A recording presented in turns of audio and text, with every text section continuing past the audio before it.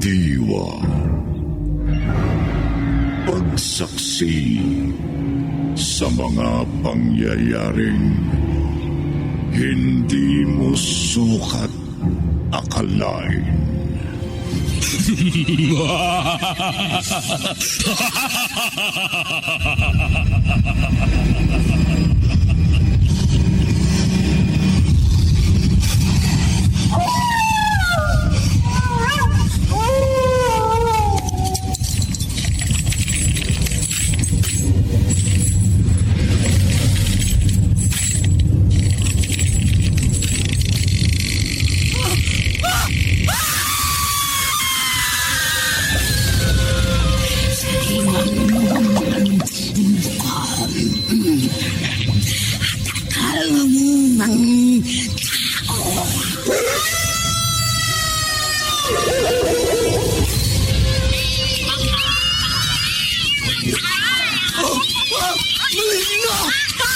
Mga kampo ng kaniliman! Huwag kayong lalapit sa akin!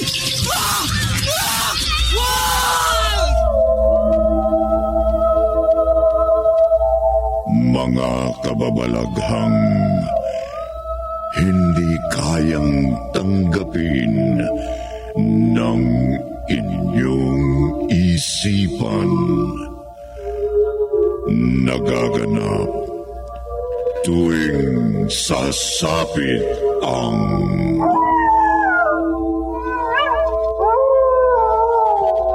gabi ng lagi.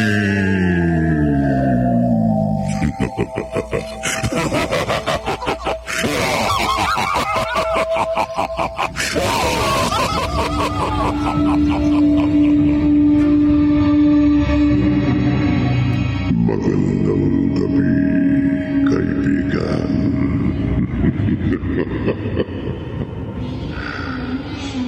Ano ang nakabalot na hiwaga sa mga pamahiin? Totoo kaya ito o isang paniniwala lamang?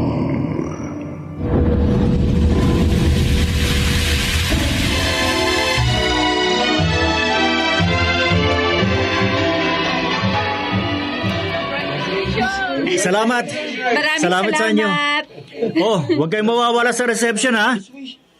Siyempre naman, yun ang pinaka-highlight na okasyon, di ba? Mga sira. O, sige. Doon na lang tayo magkita-kita. Okay! Ana, sweetheart. Kumawa ka na sa braso ko. Opo, kamahalan. No, yung sweet naman, oh! Greg, Ano yun? ano yun? Ha? Oh, Diyos ko, si Christina yun ah! Oo nga. Halika, lumapit tayo. Oo. Ano bang nangyari? Bigla na lang natumba eh! Buhatin natin. Dali. Dali natin sa ospital. Dali nyo. Christina! Bilis, bilis! Dalihan nyo!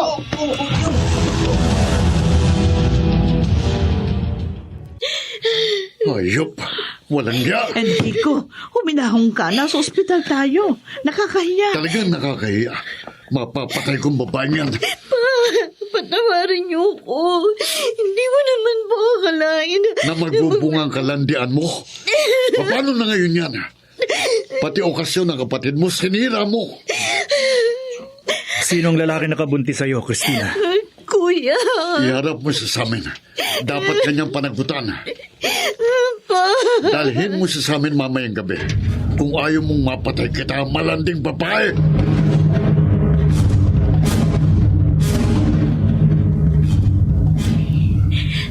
Kaya mo ba akong panagutan, Lance? Kami na magiging anak natin. Christina? Papatayin ako ni Papa kapag hindi mo ako pinakasalan. At ikaw, siguradong hindi ka rin niya titigilan. Kala ko ba mahal mo ko? Pero bakit ngayon? Parang nagdadalawang isip ka na pakasalan ako. Pababayaan mo ba talaga ako? Mahal kita, Christina. Mahal na mahal. At handa akong panagutan ka. Sige, darating ako. Pupunta ako sa inyo. Haharapin ko ang iyong Papa Enrico. Salamat naman. At may lakas ka ng loob na humarap sa amin. Mang Enrico. Isa lang ang gusto kong malaman sa iyo. Pananagutan mo ba ang anak ko? Opo. Ha? Opo. Pananagutan ko siya. Kung ganon, dalhin mo ang mga magulang mo dito sa lalong madaling panahon. Gusto ko silang makaharap. Para pag-usapan ang pagtatakda ng inyong kasal ni Cristina. Enrico. Maasahan ko ba lalaki? Ha? Oo. Kung gano'n maghihintay ako, huwag ka magkakamaling lokohin ang anak ko. Dahil isa lang ang masisiguro ko. Hindi ako mangingiming pumatay ng tao.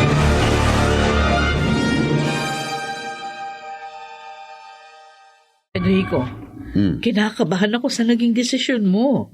Bakit naman? Ay kakakasal lang ni Greg. At may paniniwala ang mga matatanda na hindi pwedeng ikasal ang magkapatid sa parehong taon. Pamahiin lang yun. Pero Enrico... Buo ng desisyon ko. Ikakasal sila ng lalaking yun.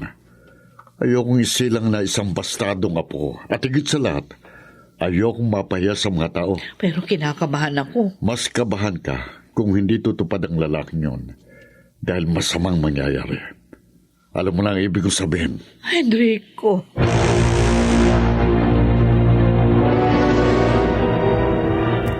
Greg, anak, pakiusapan mo ang iyong papa na huwag ituloy ang balak niya.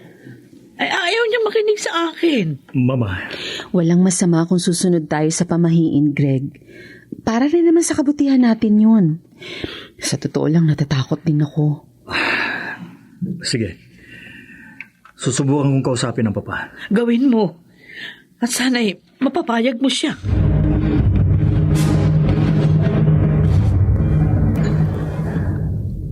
Uminom ka, Greg. Pinag-isipan kong sinabi mo. Ang pakiusap nyo. Tinimbang ko ang lahat. Anong desisyon nyo, papa? Hindi nagbago. Ipakakasal ko si Cristina sa lunch na yon. Papa? Greg, isa kang marangal na lalaki. Hindi ka nang agrabyado ng babae. Pareho tayo. Kaya walang dahilan para maagrabyadong kapatid mo. Bukas ng gabi ang pangako ni Lance na dadalhin ang mga magulang na. At bukas na natin itatakda ang kasal nila ni Cristina.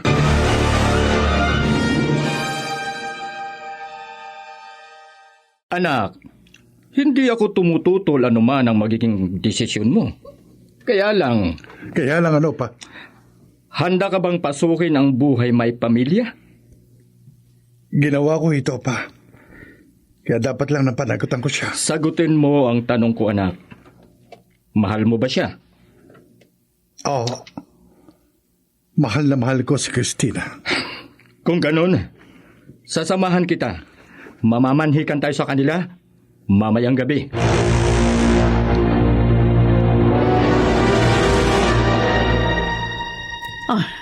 Talagang hindi ako mapalagay. Labis ako nababahala sa pwedeng mangyari. O anong dapat kong gawin? Ay, si Cristina. Kailangan makausap ko siya. Pupuntahan ko siya sa kanyang kwarto. Sana naman pumayag siya sa naiisip ko. Sana.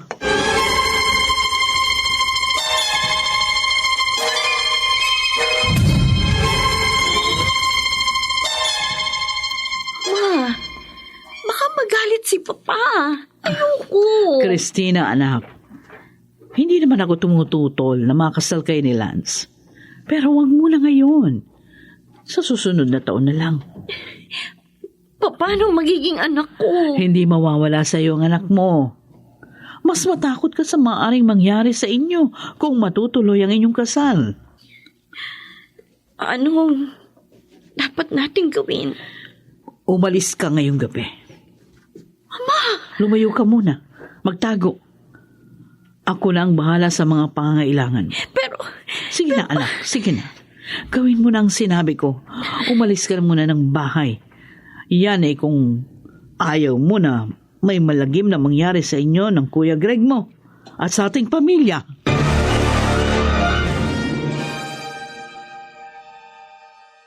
Huwag ka na mag-isip pa. Umalis ka na ngayon din. Sige, subukan mong umalis sa pamamahay na ito. At tuluyan na kitang itatakwil bilang anak. Enrico, Maganda ka na, Christina. Nariyan ang mga magulang ni Lance. ha? Pag-uusapan na natin ang takdang araw ng inyong kasal.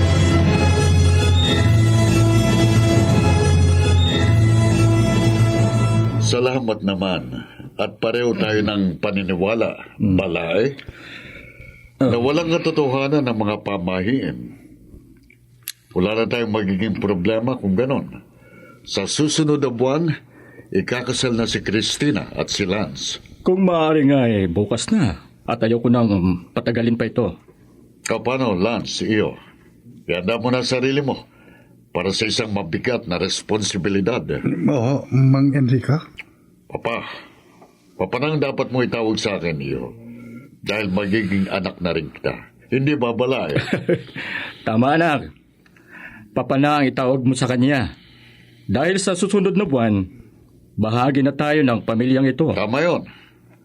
O paano, Lance? Bukas, asikasuhin mo ng lahat ng kakailanganin sa inyong kasal. At kung may problema, sabihin mo sa akin.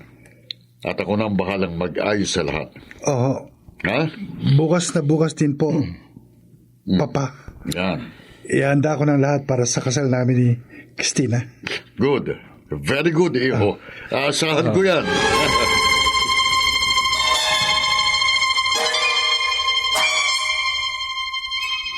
Anong sinabi niyo, Papa? Bantayan ko si Christina? Oo, Greg. Posibleng sundin ang sinabi ng inyong mama na umalis sa bahay na ito at huwag magpakasal kay Lance. Pero sa tingin ko naman ho, hindi gagawin ni Christina yun. Mahal niya ang kanyang nobyo. Oo, pero kailangan pa rin nating makasiguro. Dapat na matuloy ang kanilang kasal. Dahil ayoko nang magkaroon ng apo na isang bastardo. Papa, Gawin mong lahat ng sinabi ko, Greg. Dapat na matuloy ang kasal ni Christina at ng kanyang nobyo sa napagkasunduang araw.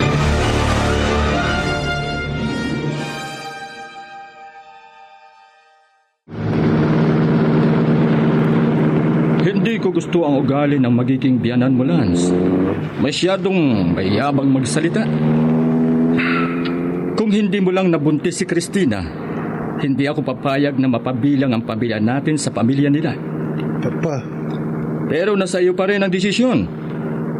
Kung itutuloy mo o hindi ang pagpapakasal sa kanya. sinabi ko na ho sa inyo, pamahal ko siya. Isa yang magandang dahilan para hindi ka umurong sa nakatakda ninyong pagpapakasal. Anak, hangad ko ang iyong kaligayahan. Salamat ho, Pa.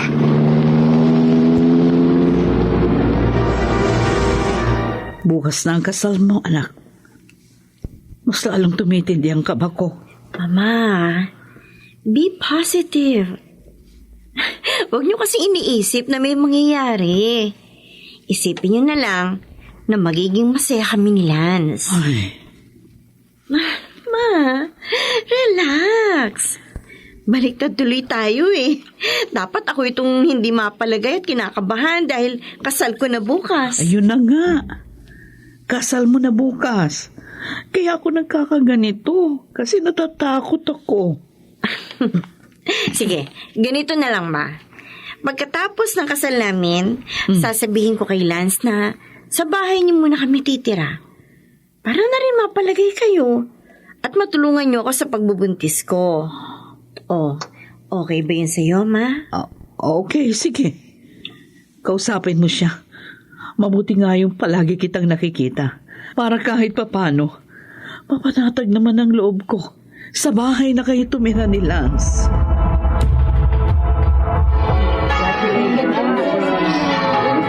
Salamat. Lance, uy, baka ka pa?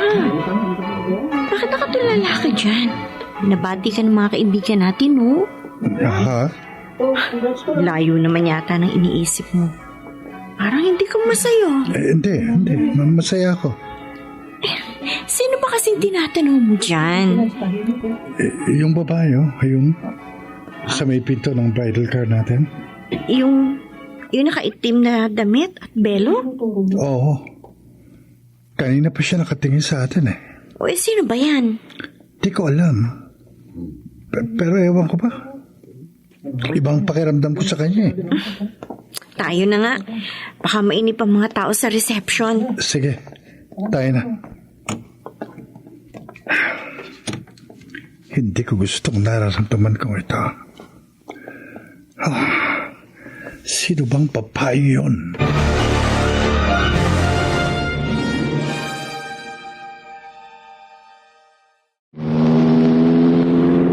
Ano bang nangyayari sa iyo, Soledad?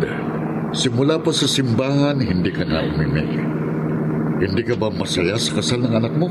Paano naman ako magiging masaya? Kung naiisip ko yung mga pwede mangyari. Pwede ba ipanatag mo, Lord? Ilang beses ko bang sasabihin sa iyo na hindi totoo ang mga pamahiin? Paniniwala lang na matatanda yun. O tignan mo. Nasaan na ang mga matatandang nagsabi ng pamahiin yun? Diba? Wala na silang lahat. Patay na. Kung sana buhay pa sila hanggang ngayon, baka maniwala pa ako. Huwag ka pilosopo. Natural, wala na sila. Dahil ilang henerasyon nang nagpasalin-salin ng paniniwalang ito. Kaya nga, ibig sabihin, chismis lang yun. Siguro wala lang silang magawa sa buhay nila. Kung ano-ano mga naiimbentong kwento na pinaniniwalaan nyo naman hanggang ngayon. Paano nga kung totoo? Imposible nga magkatotoo. Ano ba nangyari? Bakit bigla kang huminto? Pasensya na ho. Para po kasi may nakita akong tungwid. Akala ko masasagasaan ko eh. Ano ba nakita mo? Isang matandang kuba ho eh. Pero biglang nawala. Yan na nga ba ang sinasabi ko, Enrico? Namalikmata ka lang siguro. Baka nga ho. Sige na, abante na tayo. Baka mahuli pa tayo sa reception.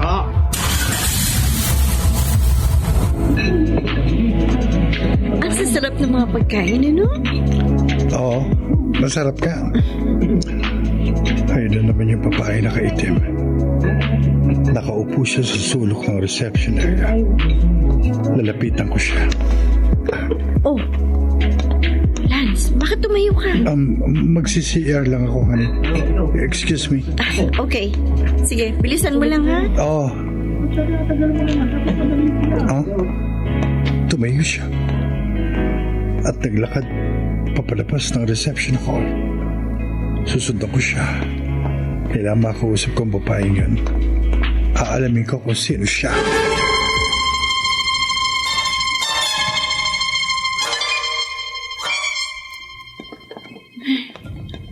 Sinusundan niya ako. Malapit niya sa akin. Naku, hindi na ako makakaiwas pa sa kanya. Miss, sandali lang. Ay! Ano ba? Itiwan mo ang braso ko! Sino ka ba? Hayop ka! Ikaw?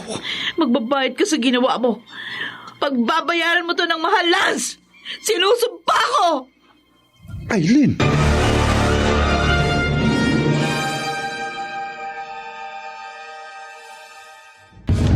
Bitiwan mo ako! Lance? Christina? Uy, narito ka lang pala eh. Akala ko ba magsi-CR ka? Ha? Oo. Akala ko kasi meron pa ang CR dito sa banda rito eh. Kasi may tao dun sa CR sa loob ng reception ako. Ganun ba? O sige na, dalian mo na. At hinahanap ka na ng mga bisita sa loob. Oo, sige. Susunod ako. Sige, bilisan mo lang ha. Oo.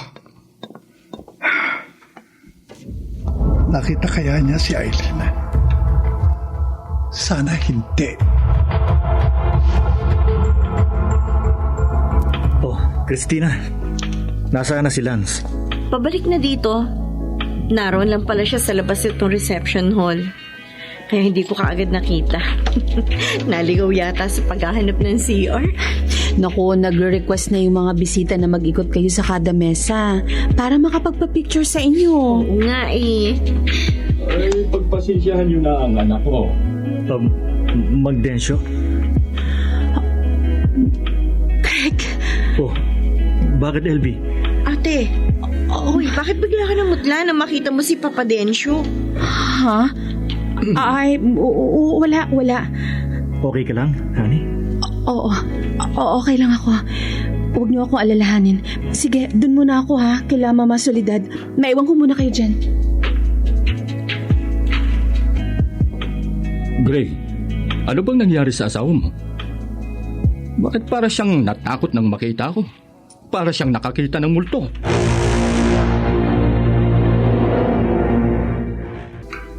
O paano anak? May bagong buhay ka na ngayon. Magkakanya-kanya na tayo. Oo nga pa eh. Salamat sa lahat ha. Wala yun anak. Basta ang gusto ko, maging masaya ka. Sayang anak, hindi ko natupad ang mga pangarap ko sa'yo.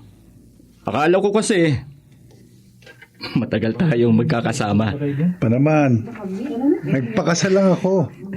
Hindi naman ako lumayo. Madalas pa rin tayong magkikita. Sana nga anak. O paano? Pagbutihin mo ha.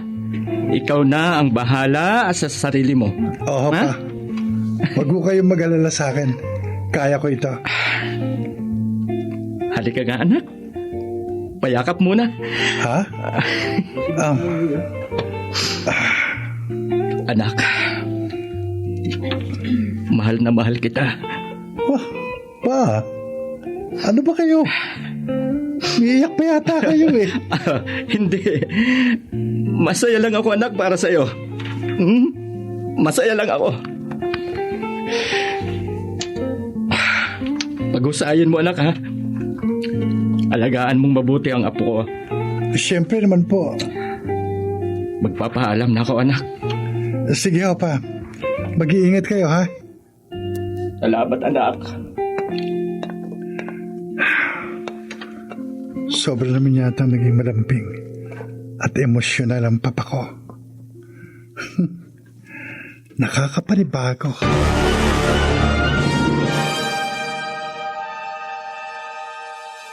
Ano ba talaga nangyari sa'yo kanina, LB? Bakit parang bigla kang natakot nang makita mo si Mang Densyo?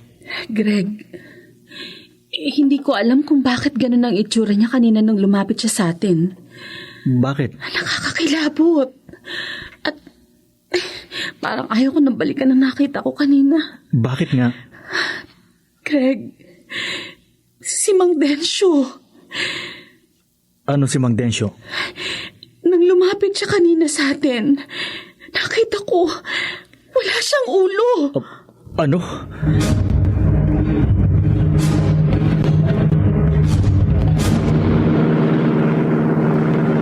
Mag-isa na lamang ako ngayon.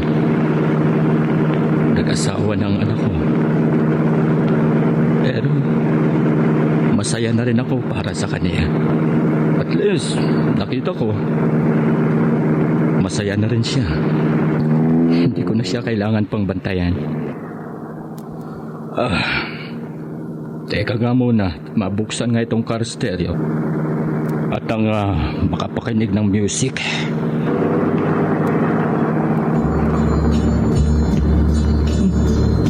Ba, okay to ah. And then now, the end is near. And so... Ano? Ha? Wala akong preno! Hindi! Hindi ko makontrol ang manubela! Mababangga ako! Mababangga ako!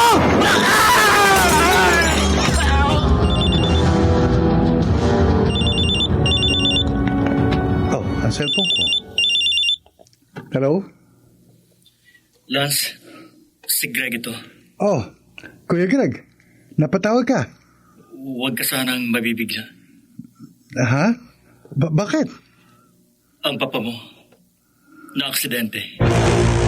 Patay na siya. Ano? Hindi! Hindi!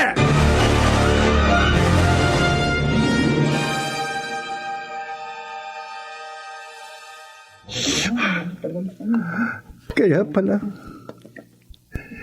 pala ganun ang kanyang mga salita. Nabigla din kami sa nangyari, Lance. Ang saya-saya pa niya sa reception kanina. Hindi na niya makikita ang apo niya. Papa. Sandali, tumatawag si LV. Excuse muna. Hello, LV. Greg! Greg, nasan ka? Kausap ko si Lance, bakit? Ang bahay ni na Papa! Nasusunog! Ano? Pumunta ka ngayon dito! Bilisan mo! Oo, pupunta na ako ngayon din. Christina, Lance, aalis na muna ako. Ha? Bakit, kuya? Bakit ano nangyari? Nasusunog ang bahay ni na Papa. Sir! Nakita niyo ba sila Mama at Papa? Ma'am, nahihirapan ang mga kasamahan kong bumbero na makapasok sa loob dahil sa laki ng apoy. Gawin niyo naman po ang lahat ng paraan, sir, para mailigtas sila. Pasensya na kayo, Mrs. Pero gustuin man namin, napakadelikado na. Kapag nagpilit kami pumasok sa loob, sigurado mapapahama kami. Sige, maiwan ko muna kayo. Kailangan apulahin namin ang apoy. Diyos ko, tulungan niyo po sila Mama at Papa. Iligtas niyo po sila sa tiyak na kapahamakan.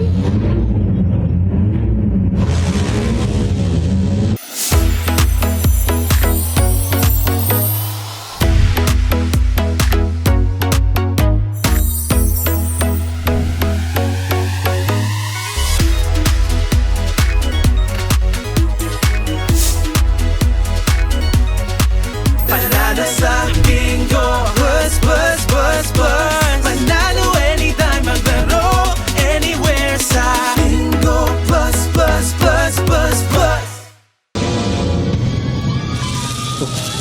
Ang laki na ng sunog.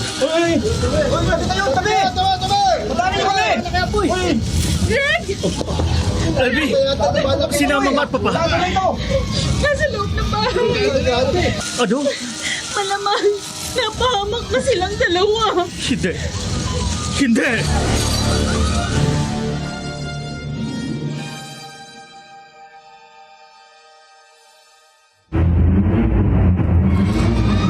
Papa! Papa! Greg, saan ka pupunta? Papa! Papa! Papa! Papa! Naubos ang lahat ng ipinindar ko. Hindi bale. Ang mahalaga, ligtas kayo. Mabuti na lamang. May nadaanan pa kami sa likod bahay, kaya kami nakalabas. Hindi ko matanggap ang dibdib ko. Enrico! Enrico! Ay! Naku, Diyos ko, Enrico! Anak, dali. Tawagin mga ambulansya. Dadali natin sa ospital ang papa mo. Oo. Enrico!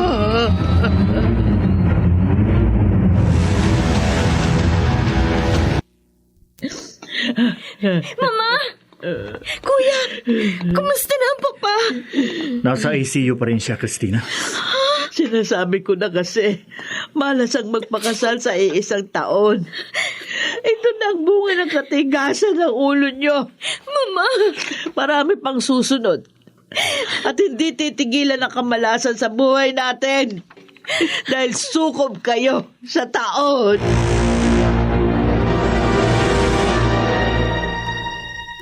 Sa palagay mo, kuya, totoo ang pamahiin? Ewan ko. Pero baka nagkataon lang. Tatlong magkakasunod na trahedyang dumating sa buhay natin. Una ang aksidente ni Papa Densyo. Ikalawang pagkasunog ng bahay natin. At ang ikatlo, si Papa. Naparalisa ang kalahati ng kanyang katawan dahil sa atake sa puso. Kinakabahan na ako, kuya. Baka may mga sumunod pa. Hindi. Hindi pwede mangyari yun. Ang pamahiin ay pamahiin lang. Walang konkretong eksplanasyon para paniwalaan natin. Pero kuya... Ipanatag mong loob mo, Christina. Nagkataon lang ang lahat. At hindi totoong malas ang sukob sa taon.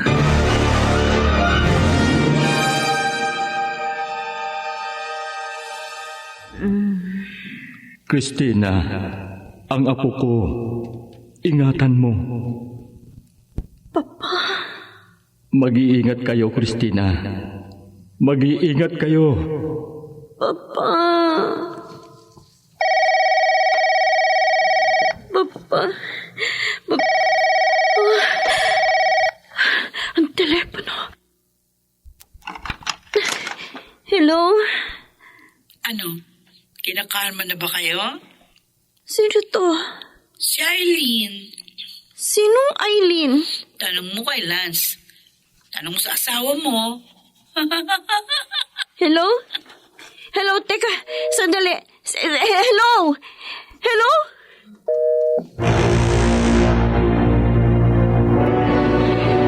Bastos yun ah. Eileen. Sinong Eileen yun? Kilala daw siya ni Lance. Ano kaugnayan niya sa asawa ko? Ano?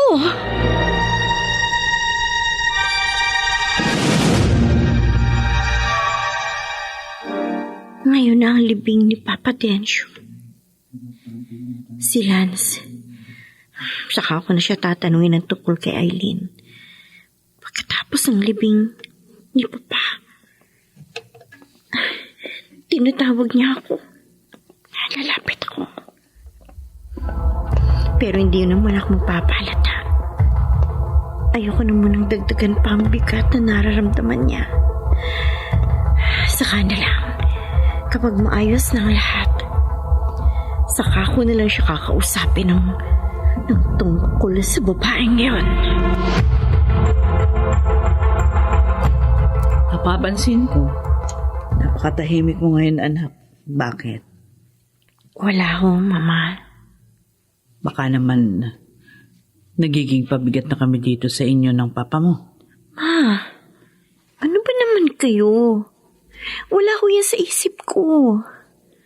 Mabuti nga't nandito kayo eh. Pasensya na, anak, ha. Kundi sana nasunog yung bahay natin. Hindi kami nakikipisan sa inyo. Sana nandun tayong lahat sa bahay natin. Tapos na yun. Nangyari na. Kalimutan na natin. Harapin na natin kung anong buhay natin. Hindi na dapat Christina, bakit? Biglang sumakit ang tiyan ko. Ang aray ko. Ay, Diyos ko. Yung maago sa hita mo. Dugo yan na. Dinudugo ka, anak. Hindi. Kailangan madala ka sa ospital. Lance! Dali! Si Christina! Lance! Ha? Ito. Si Christina, dali na natin sa ospital. Dinudugo ang asawa mo. Bilisan mo na. Buhatin mo na siya. Oo.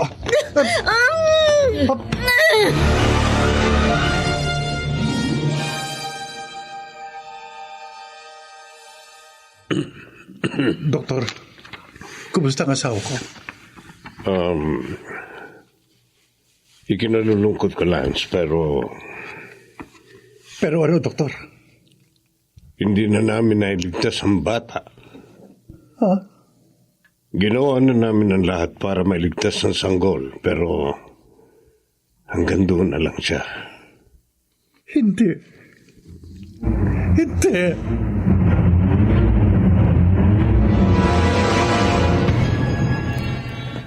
Lance, sa mga nangyari, sa palagay mo, may kinalaman kaya ang pagiging sukob ng kasal natin?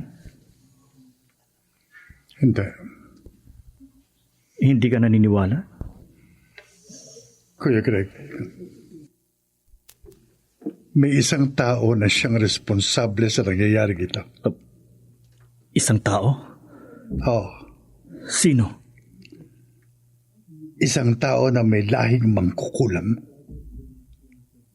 Ang kapatid ng dati kong kasintahan. Si Eileen. Siya ang may kagagawa ng lahat ng ito. Hahanapin ko siya, kuya. Ibabalik ko sa kanya ang lahat ng ito. Pagbabayarin ko siya sa mga trahedyang ito sa buhay natin. Magbabayad siya ng mahal. Sinira mo Humanda ka. Dahil wawakasan ko na rin ang buhay mo.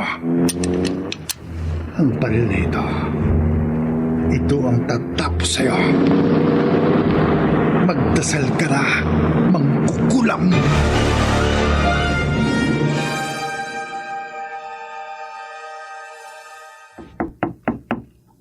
May kumakatok. Sino kaya ito?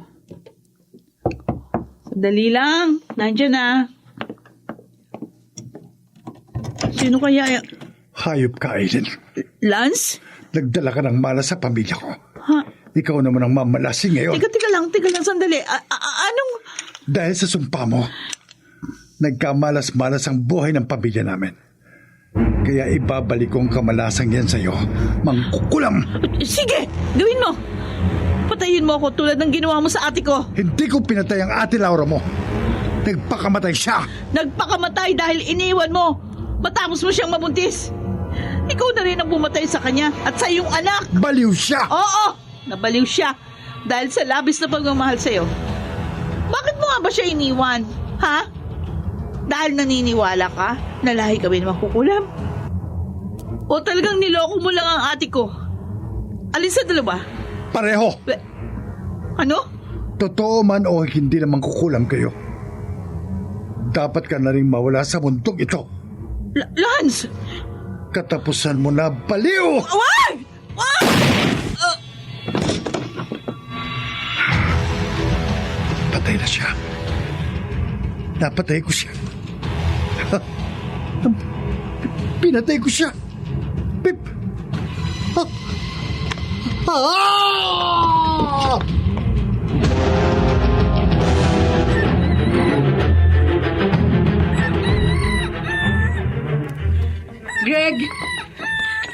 Greg! Oh, MV. Bakit? Masamang balita.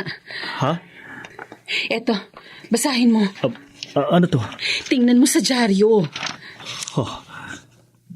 Si Lance, hinuli ng mga pulis dahil sa pagpatay sa isang babae.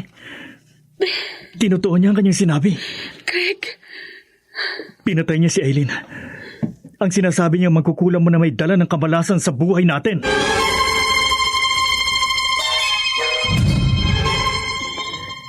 Hindi mo dapat na ginawa yun, Lance. Sa ginawa mo, ikaw na rin ang nagdala sa sarili mo ng malas ngayon. Pinagsisisihan ko na gawa ko. Nagpadala ko sa bugso ng galit ko. Paano ka na ngayon?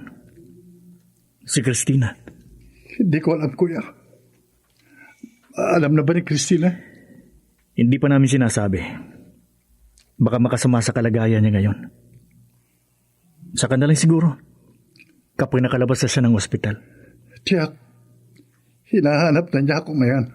Kami na ang bahala sa kanya. Kuya Greg, pasensya na kayo kung nadamay kayo sa problema ko. Lance, hindi ba hindi ka naniniwala sa pamahiin? Sa sukob? Oo. Pero bakit naniwala ka sa sumpa at sa mangkukulam?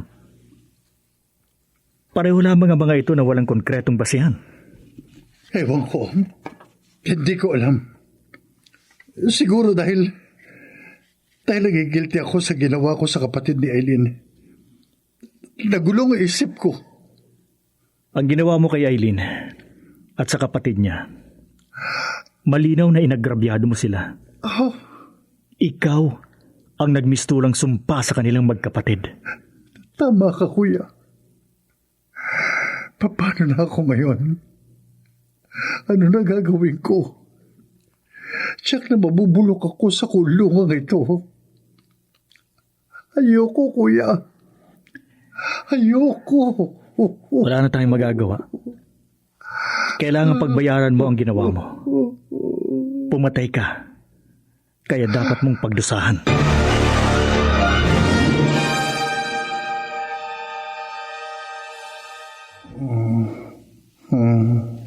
Lance,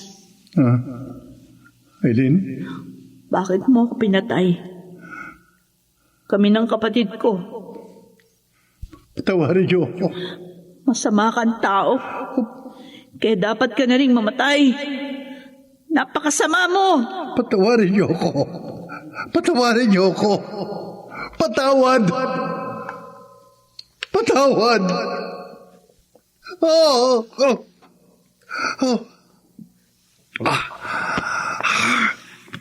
Panaginip. Napanaginipan ko na naman si Eileen. Gabi-gabi na lang lagi niya akong dinadalaw. Hindi. Ayoko na. Kailangan matapos na ito. Kailangan na. Alam ko na. Alam ko na ang gagawin ko para matapos na ito. Alam ko na.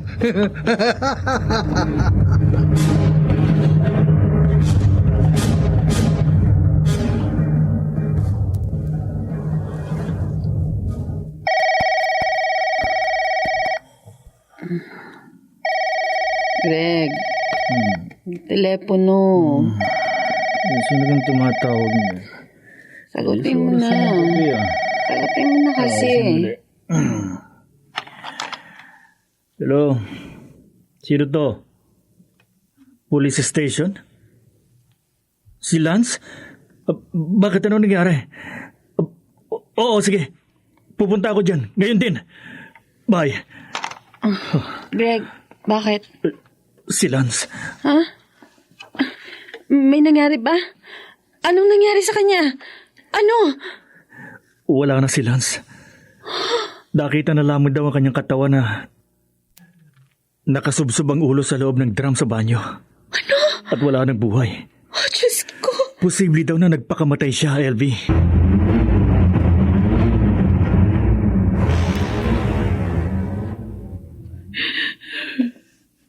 Christina, anak. Mama, Anak. bakit wala pa si Lance? Nasaan siya? Wala. Nasaan ang asawa ko? May pinuntahan lang siguro. Mamaya na, dito na yun. Nagsisinungaling kayo sa akin. Anak.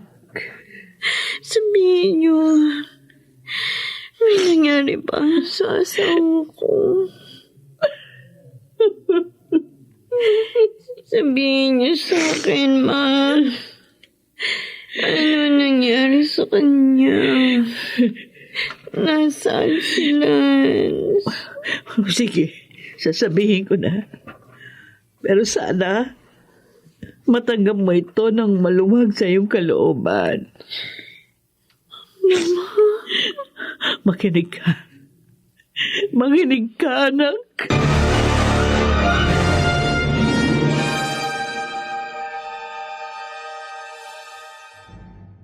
Enrico, ito na ang gamot mo. Oh. Uminom ka na. Enrico?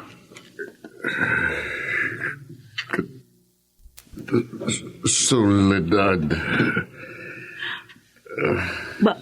Bakit? Kasalanan ko. Ha? Hindi ako naniwala sa'yo. Hindi ko dapat ipinangasal si Christina at Lance dahil sukob sa taon na nagkataong pinangangabahan mo. Minalas ang pamilya natin. Enrico. Nagsisisi na ako.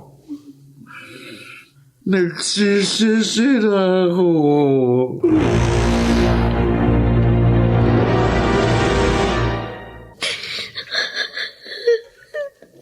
Christina? Alam ko, nasasaktan ka dahil sa mga nangyari. Totoo, pamahiin ko yan. Nangyari sa atin. Hindi. Nagkataon lang ang lahat. Hindi ba sukob tayo sa taon? Sa amin ni LB, naging tahimik kami. wala namang masamang nangyari sa amin. Ibig sabihin, hindi totoo. Huwag mo nang hangarin at hintayin na may mangyari sa inyo, kuya. Magdasal ka. Hindi ko inahangad na may mangyari sa amin.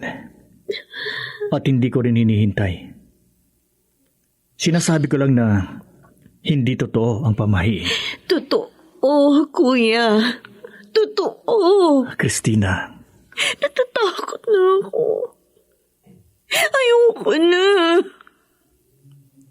Baka hindi ko na makaya kung may mangyayari pa. Walang mangyayari. Sinisiguro ko yan sa'yo. Kung ano man ang trahedyang naranasan natin, naniniwala akong tapos na yon. Ipanatag mo na ang loob mo.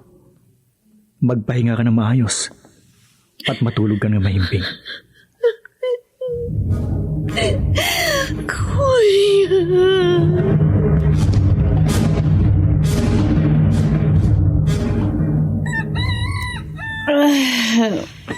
Umaga na pala. Masarap yata ang tulog ko. Si Greg, tulog na tulog pa rin. Nakalimutan yata may lakad siya ngayon. Gigisingin ko nga. Greg, gising na. Tanghali na. Uy, mauhuli ka sa lakad mo. Greg. Huh? Greg? Bakit malamig ang katawan niya? Diyos ko, parang hindi na siya humihinga. Greg? Diyos ko! Hindi!